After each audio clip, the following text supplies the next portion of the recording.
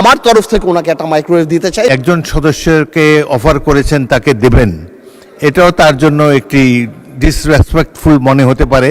এই সামান্য জিনিস নিয়ে এটি নিয়ে আর তর্ক বিতর্ক করতে চাই না।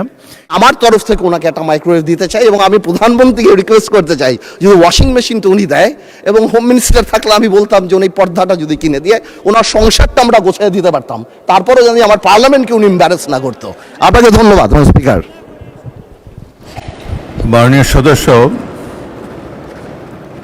এটা পয়েন্ট অফ অর্ডারের মধ্যে পড়ে না। দ্বিতীয়ত, যে সদস্য বাজেট সেশনের উপরে বক্তব্য রাখতে গিয়ে বলেছেন, বাজেট সেশন এমন একটি সেশন, বাজেট বক্তব্য এমন একটি বক্তব্য, সেখানে অনেক বিষয়ে বক্তব্য রাখা যায়। এবং তাছাড়া একজন সদস্য তার সুবিধা অসুবিধার কথা বলেছেন।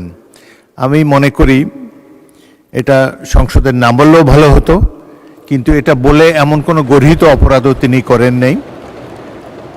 আমাদের হাউস কমিটি আছে, সেখানে আমরা সংসদ সদস্যদেরকে আসবাবপত্র ইত্যাদি আমরা দিয়ে থাকি।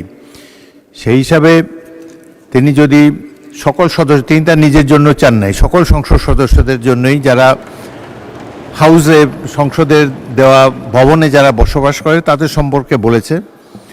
সুতরাং এটা এমন কোনো গর্হিত অপরাধ হয়নি।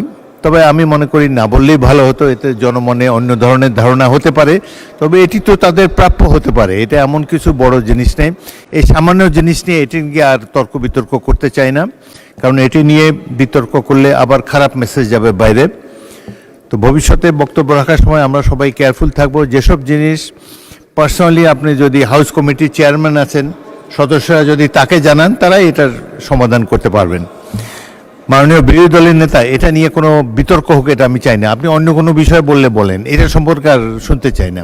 এটা কথা, আরেকটি কথা আমি বলি আপনাদের কথা, আর যেভাবে আপনি একজন সদস্যকে অফার করেছেন তাকে দেবেন, এটাও তার জন্য একটি ডিসরেসপেক্টফুল মনে হতে পারে। উনি নিজের জন্য চান নাই, সকল সংসদ সদস্য যারা বসবাস করে সংসদের সরকারি বাড়িতে তাদের জন্য বলেছেন। সুতরাং এটা নিয়ে, এই বিষয়টি নিয়ে আর বিতর্ক না হোক, এটা আমি চাই।